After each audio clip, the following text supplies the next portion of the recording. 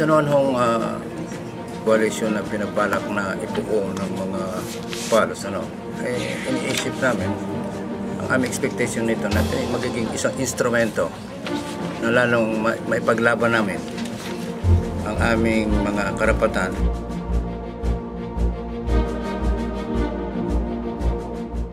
Individuals working together can achieve so much more. If you put your voices together, then your voices will be heard even more clearly.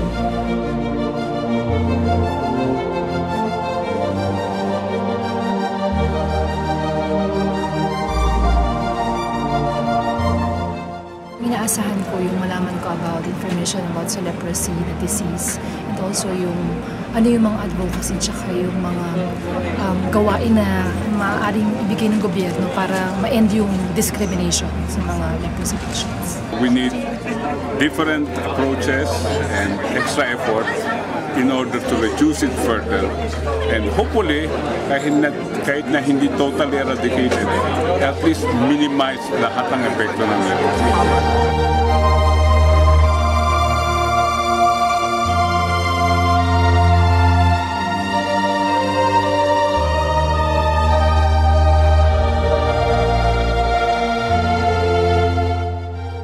Talagang kung hindi tayo magsama-sama, hindi natin mararating ang ating pupuntahan. Tulad nilang dalawang mag-ama. Ang word na nakita ko ay ang body and heart. Kasi po ang body ay nagre-represent sa partner agencies and workers. At ang heart ay ang fans. Kung wala isa sa kanila, walang mangyayari. Coalition is the ball of the tide.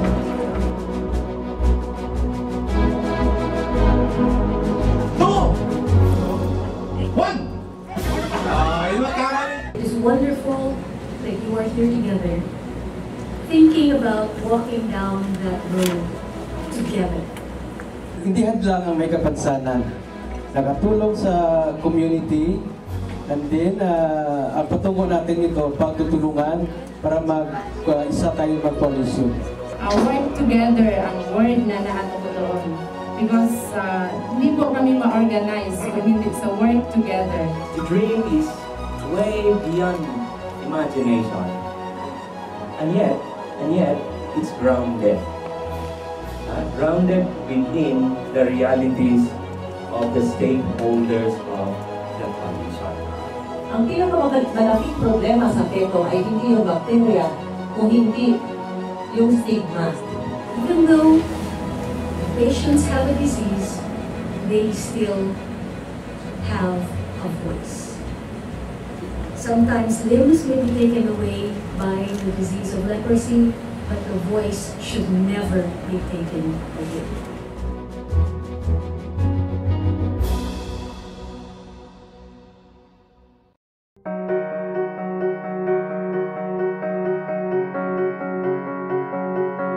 Nung matapos kami nagamot sa tinatawag na multi-drug therapy, so nawala yon, pumalito yung stigma at diskriminasyon na lalo yatang nagpapahirap sapagkat yung aming sakit na lepra ay sakit ng katawan. Pero ang diskriminasyon at stigma na aming nadadama ay sakit po ng damdamin.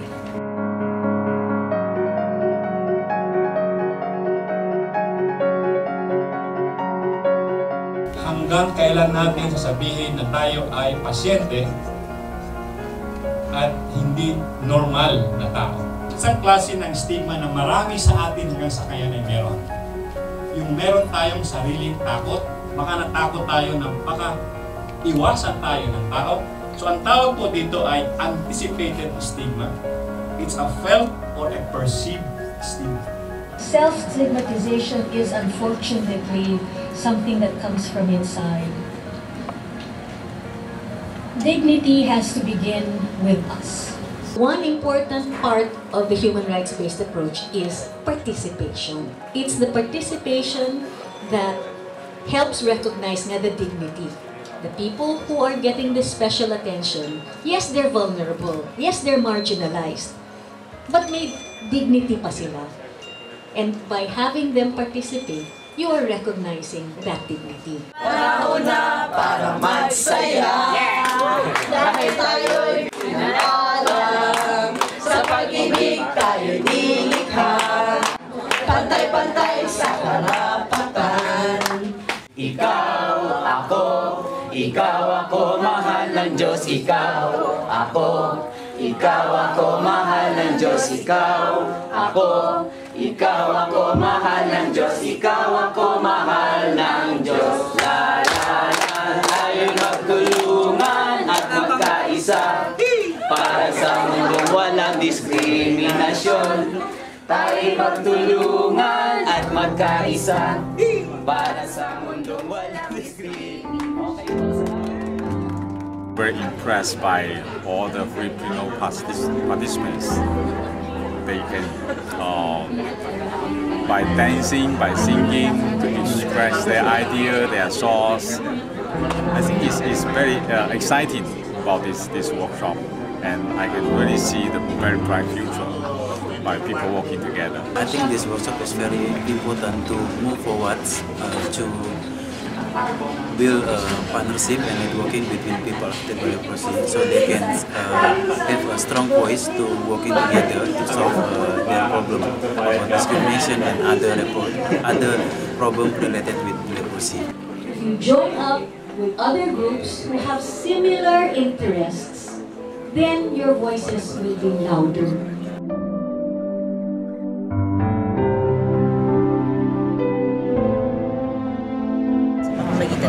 Itong significant na event na ito ay magkakaroon tayo ng pagkakataon upang mapag-isa at magkaroon ng mas malakas na tinig ang ating mga people affected by leprosy upang ang kanilang pong concerns ay mas mahigit na marinig ng mga iba't ibang stakeholders.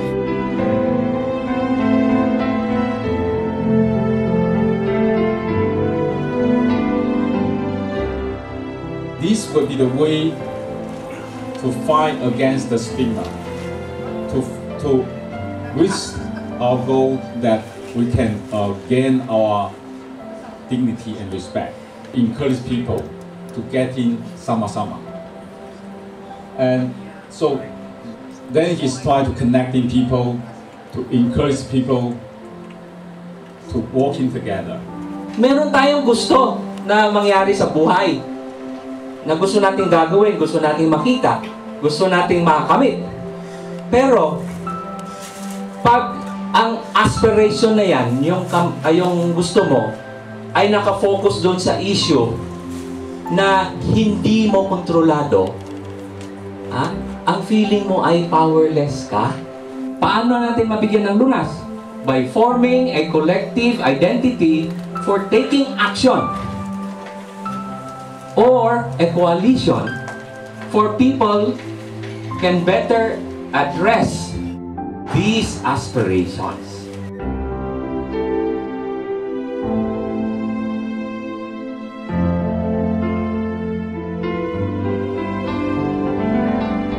Dahil sa PO, kaya kailangan magkaroon ng koalisyon para lalo silang mabigyan ng pansin.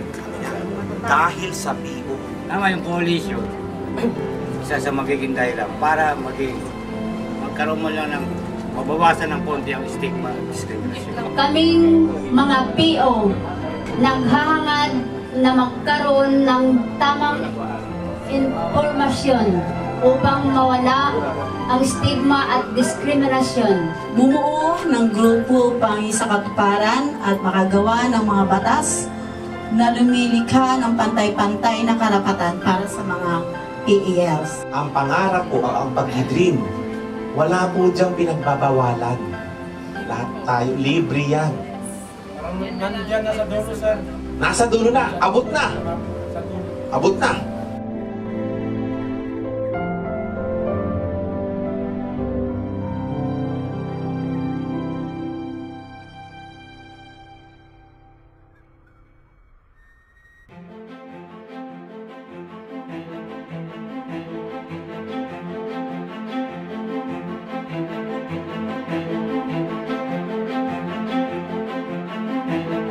This has been the dream of many organizations, of many people.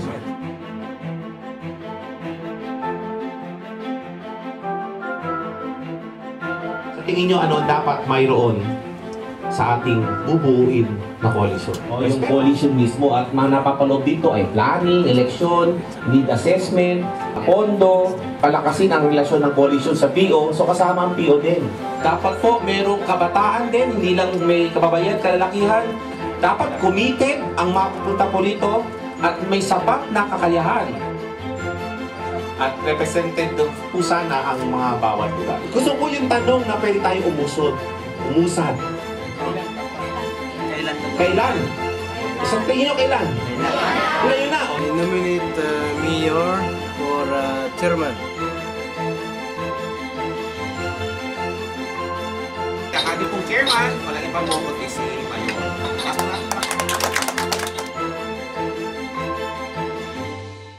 Atin pong itinanim, planted the seed, at dapat ho upang siya'y maging malago, katulad ng tree na inyong ginawa. Kinakailangan ito ay have to weather the time.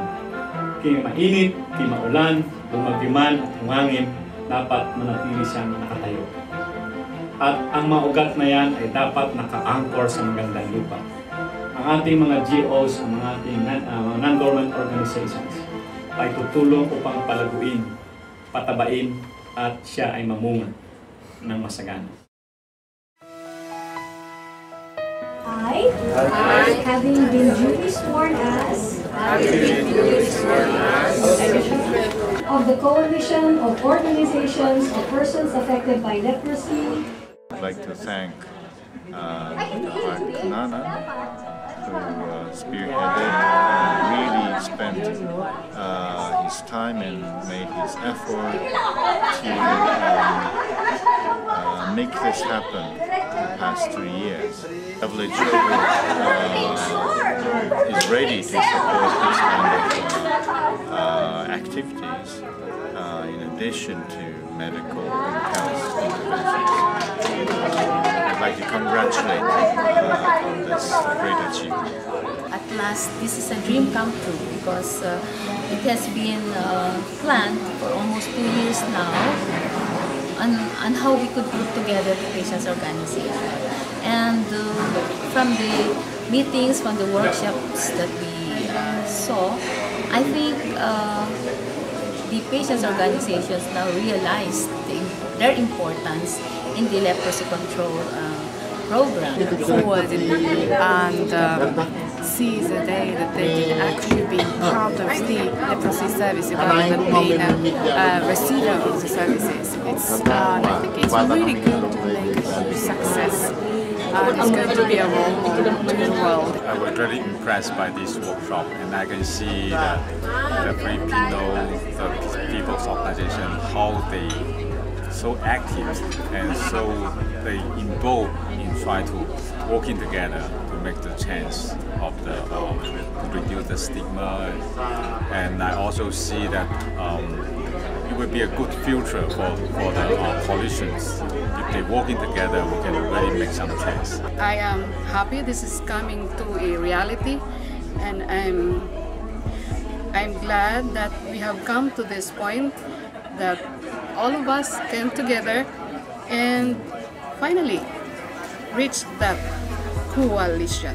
Sa nakalipas na 3 araw ng pagbubuo ng koalisyon ay napatunayan na mayroong pangangailangan na magsama-sama na buuin ang isang samahan na naaayon sa pagkakaisa ng layunin na magkaroon ng isang malaking boses para sa isang magandang direksyon at pananaw, the voices of humanity.